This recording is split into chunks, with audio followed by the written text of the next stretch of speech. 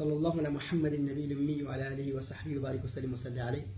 محترم احباب، آج کی اس نشست میں صرف اتنی وضاحت کرنا چاہوں گا کہ الحمدللہ ہم خواجہ غریب نواز رضی اللہ تعالی عنہ کے غلام ہیں، نوکر ہیں، خادم ہیں.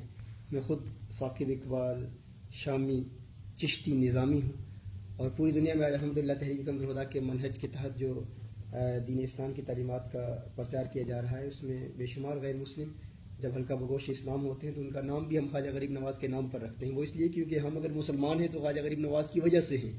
آج پورے ہندوستان، پاکستان اور بنگلہ دیش کے جتنے بھی مسلمان ہیں، اگر وہ ایمان لائے، انہوں نے اسلام قبول کیا، تو خواجہ غریب نواز رحمۃ اللہ تعالی علیہ کی کاوشوں کا نتیجہ ہے. تو اس میں کوئی شک نہیں کہ ہم تا حیات خواجہ غریب نواز کی محبتوں، ان کی محنتوں کے مقروض ہیں. اور اس حوالے سے میں اس بات کی تنقید کرنا چاہوں گا، وضاحت کرنا چاہوں گا کہ یہ وہ موضوعات ہیں جس پر تفصیلی لیکچرز میرے آپ انٹرنیٹ پر بھی دیکھ سکتے ہیں.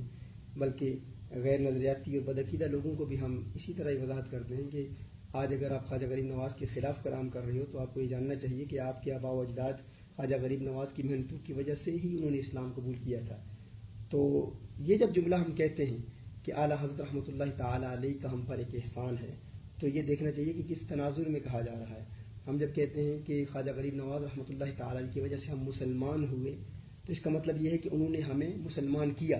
لیکن جب ہم دہشت گردی کے خلاف کلام کر رہے ہیں تو اس سے مراد یہ ہوتی ہے کہ اگر ہمارے بچے، ہماری نوجوان نسل دہشت گردوں کے قرب کی وجہ سے اور دہشت گردوں کے ان کو برین واش کرنے کی وجہ سے اگر وہ خواجہ غریب نواز کی بارگاہ سے دور ہو چکے ہیں، جس طرح ہو رہا ہے آج خودکش حملوں میں ملوث ہونے والے، بم دھماکوں میں ملوث ہونے والے لوگ، وہ اسی صورت میں ہوتے ہیں جب وہ اولیاء اللہ سے دور ہو جاتے ہیں، خواجہ غریب نواز سے دور ہو جاتے ہیں. تو پھر ہم کہتے ہیں کہ ایسے لوگوں کو ہم اعلیٰ حضرت رحمۃ اللہ تعالی علیہ کی کتابیں دیتے ہیں. جب اعلیٰ حضرت رحمۃ اللہ تعالی علیہ کی کتابوں کا وہ مطالعہ کرتے ہیں قرآن و سنت کی روشنی میں، تو گویا کہ اعلیٰ حضرت ایسے گمراہ اور باغی نوجوانوں کو پکڑ کے خواجہ غریب نواز کے قدموں میں پھر واپس لاتے ہیں اور بتاتے ہیں کہ اعلیٰ حضرت خود خواجہ غریب نواز کی بارگاہ سے فیضیاب ہیں.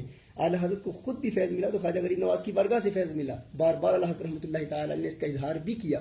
تو جب بھی ہم یہ کہیں کہ اعلیٰ حضرت رحمۃ اللہ تعالی علیہ کی وجہ سے ہمیں خواجہ غریب نواز کا پیار ملا، تو اس سے مراد صرف وہی لوگ ہیں جو گمراہ ہو چکے ہیں اور اعلیٰ حضرت کی کتابوں کی وجہ سے واپس خواجہ غریب نواز کا قرب انہیں ملا ہے. تو میں اس بات کی وضاحت کرنا چاہوں گا، وگرنہ تو اس بات پر تو کسی کو کوئی اعتراض ہونا ہی نہیں چاہیے. ہمیں جاننے والے یہ جانتے ہیں، ہمارے قریب رہنے والے ہم سے دور بھی جو ہیں وہ بھی جانتے ہیں کہ ہمارا ایک ہی نعرہ ہے، کہ سارے ہندوستان کا یہ نعرہ ہے، سارے ہندوستان کی یہ آواز ہے کہ سارے یا غریب نواز. ہمارے ساتھی یہ بتا رہے ہیں، اکثر ایک شعر بھی پڑھا کرتے ہیں. کیسے شعر پڑھتے ہیں آپ؟ وہ سارے ہندوستان کی یہ آواز، غریب نواز یا غریب نواز. صلی اللہ علیہ محمد النبی الامی وعلی آلہ وصحبہ وبارک وسلم وصلی علیہ.